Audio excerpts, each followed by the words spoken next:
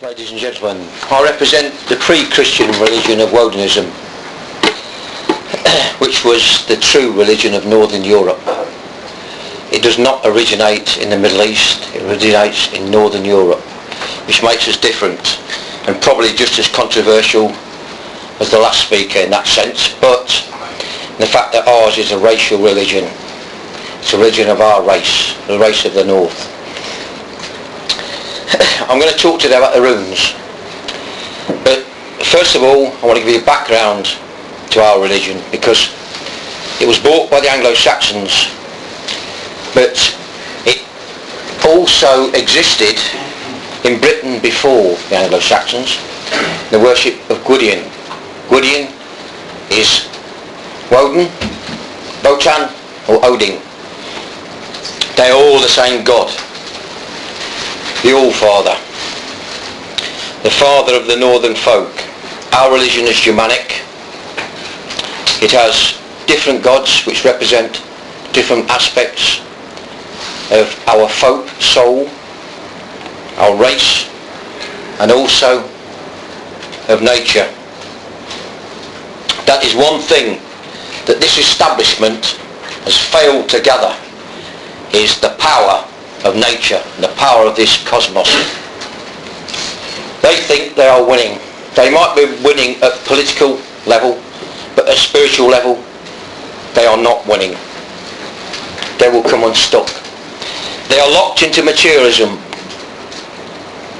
which is why I want to talk about the powers of the runes, which is a way that we can get back at a spiritual level.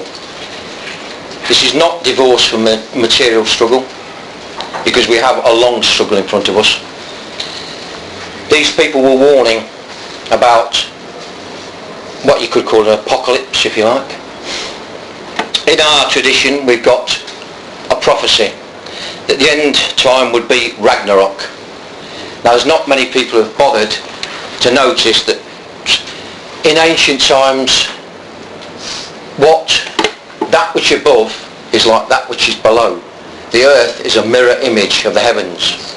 Ragnarok is the war in the heavens. Turn it backwards, it's Quran Gar, the spear of the Quran.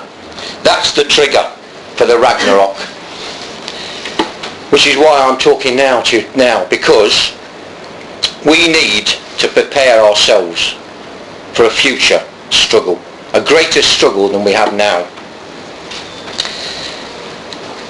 The Anglo-Saxons brought with them a runic system which, as I said, is based upon Northern European glyphs. This is a magical, mystical alphabet used for many purposes.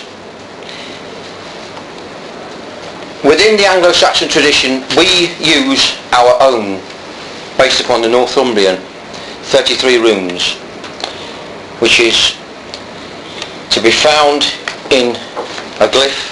Every rune can be found in that. If we go, can everybody see it? Okay? That is what you would call the matrix, the basis of the runes. 33 runes come from the 9 herbs charm. A serpent came crawling to slay a man.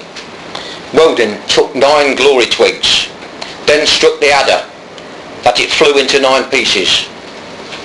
Therewith apple and poison, that the serpent would no more enter the house.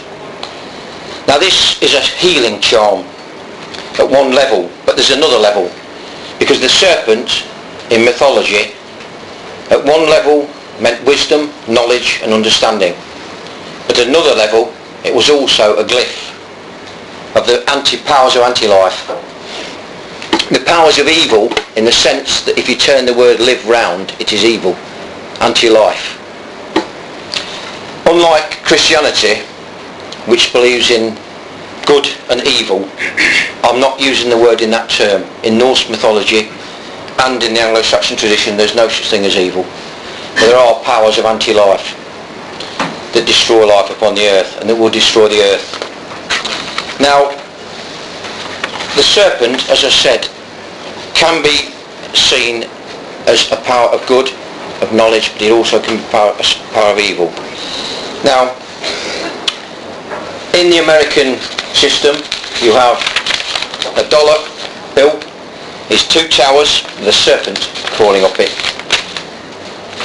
Now the two towers have fallen, which symbolically represent the fall of the capitalist age, and so we move into the age of the masses, the age of the people. In Northern European tradition, we have a hierarchical system whereby at the top you've got kingship, you've got a warrior aristocracy, then you've got the peasant class, and then below that, that's the threes system in Nordic myth, and below that you've got the thralls, which are the slave class. So at the moment the world is ruled by capitalism and the slave class at the same time. Capitalism supplies the money, the masses supply the consumers. It's just the same system. Both systems are exactly the same. One cannot function without the other. And this is all ruled over by the serpent, which is a virus that's infected the earth. As I said, the glyph of the dollar bill for the Twin Towers is important because the 9/11 dating was also, if you change it on the 9th of the 9th, 9 Common Era, Hermann the Etruscan defeated a Roman legions at Teutoburg Wold. That was the first real challenge to Rome. The date when it finished was the 11th of September, which is 9/11. You have the same thing now. This is built upon Rome. Roman Catholicism was the first move, then the Holy Roman Empire, which was a Germanic empire, but it was distorted. It was not the tribalism of the Germanic people. It was distortion. It was a distortion into the Christian age. What we believe is that we need to go back to our own gods, not to the gods of the Middle East, but back to our own gods of Northern Europe, because these exist within us and without. And that is why the runes are important to us, because without these we cannot make up our own racial consciousness, because they do make up our own race consciousness. They give us what we are, they provide us with our mythology, and a people without a myth are lost. That is why Tolkien rewrote the English myth in Lord of the Rings, and that is why Lord of the Rings was put out at the beginning of the new millennium, because here in England a power is going to arise within the next few years that will challenge the might of this new world order. In prophecy, in Norse prophecy, we have a prophecy where a mighty one would come, matchless in strength. Yeah, anybody can laugh at it. I'm not complaining. But I'm going to, if you let me finish, okay, if you let me finish, right, because a power will arise here in this country. It doesn't seem as if we would now, because what's happened is the people are asleep, but they can be awakened. This has happened before. This power has awoken before in Europe in the last century. The same power, backed by the runes, the Northern European runes, will arise here in England. As I said, a mighty one was born, matchless in strength, nursed and grew off the sap of the ground. If you look in Norse mythology, you will find this is Heimdall, who brings the laws of caste and the laws of race to his people.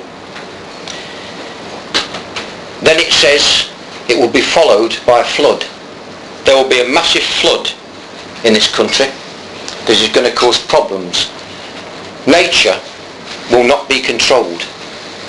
Those problems will more likely cause a breakdown in the order. It will not only be in this land, but in other lands, and there's